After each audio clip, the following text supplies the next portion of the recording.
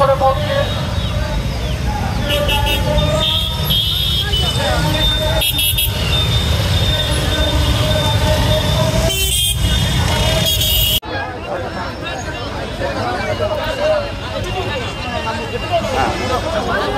নেমে যান, সবাই মঞ্চের সামনে দাঁড়ান।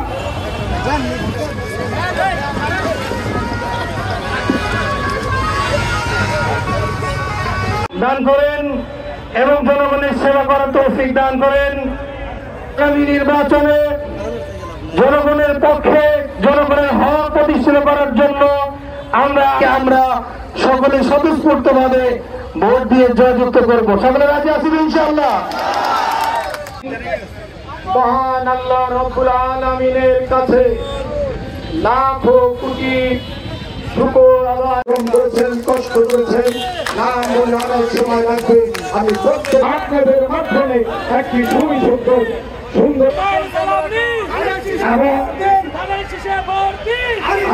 আমাদের ভাইয়ের শীষের লড়াই আগামী দিনে আমার কাছে আমার কাছে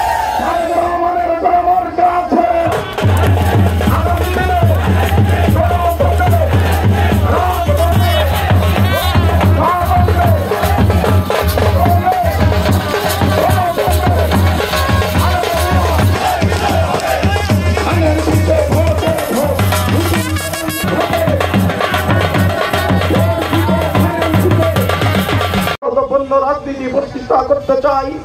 আমরা লুটপাট নয়, আমরা সুযোগ মণ্ডপের রাজনীতি করতে চাই। আমরা চাঁদাবাজি নয়, সন্ত্রাস নয়, আমরা মানবিক সমাজ প্রতিষ্ঠা করতে চাই। যেই সমাজে সকল মানুষ তাদের সম অধিকার নিয়ে একসাথে বসবাস করবে। আমরা সেই অঙ্গীকার নিয়ে আগামী দিনে এই বেলকুচি চৌয়ালি বিনায়কপুরের মানুষের কাছে আমার উদাত্ত আহ্বান, আসুন আমরা এমন একটি বেলকুচি, এমন একটি চৌহালি, এমন একটি বিনায়কপুর প্রতিষ্ঠা করি যেখানে রাজনীতিতে কোনো প্রতিহিংসা থাকবে না, রাজনীতিতে কোনো দুর্নীতি থাকবে না, রাজনীতিতে কোনো ক্ষমতার অপব্যবহার থাকবে না। আগামী দিনের রাজনীতি হবে জনগণকে সেবা করার রাজনীতি।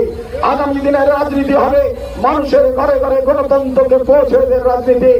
আগামী দিনের রাজনীতি হবে গণতান্ত্রিক বাংলাদেশ পরিষ্কার রাজনীতি। আগামী দিনে এই সমাজে কোনো অন্যায় থাকবে না, দুর্নীতি থাকবে না, ইফতিজিং থাকবে না, চাঁদাবাজি থাকবে না, মাদকের ব্যবসা থাকবে না।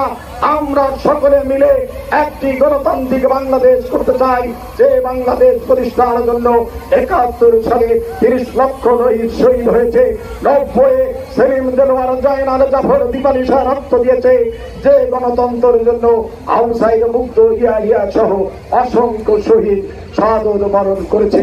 আমরা সেই শহীদের রক্ত আগামী যে জাতীয় সংসদ নির্বাচন হবে সেই নির্বাচনের মধ্যে দিয়ে দেশনেত্রী বেগম খালেদা জিয়া, দেশ নায়ক তারেক রহমানের নেতৃত্বে ধানের শীষের বিজয় রচনা করে আপনাদের সকলকে সাথে নিয়ে একটি সুখী সমৃদ্ধ আধুনিক বাংলাদেশ প্রতিষ্ঠা করব। সেই সাথে আজকে আমি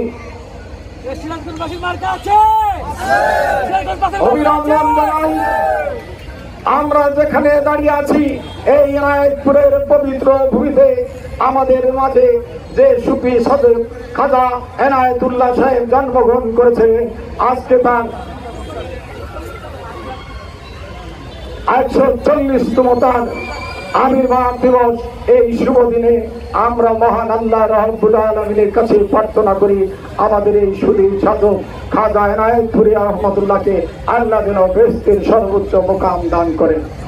আর এই বিগত দিনে আন্দোলন সংগ্রাম করে যারা শহীদ হয়েছেন আল্লাহ তাদের যেন শহীদ হিসেবে কবুল করে নেন এবং তাদের স্বপ্ন আমরা সকলে মিলে মিশে আমরা এই বেলকুচি চৌহালি সহ বাংলাদেশে প্রতিষ্ঠা করব। এটাই হবে আগামী দিনে আমাদের স্বপ্ন, আমাদের লক্ষ্য। আমরা সেই স্বপ্ন এবং লক্ষ্যকে এগিয়ে নিতে আমি প্রত্যেকটি দলের নেতা কর্মী এবং নেতা কর্মীকে উদ্যত আহ্বান করব। আমাদের রাজনীতি হচ্ছে মানুষের সেবা করার রাজনীতি, মানুষের মন জয় করার রাজনীতি, মানুষের ভালোবাসা পাওয়ার রাজনীতি। যে রাজনীতি করলে মানুষ আমাদেরকে আশীর্বাদ করবে, আমরা সেই রাজনীতি প্রতিষ্ঠা করব। এই প্রত্যাশাতে সবাইকে ধন্যবাদ।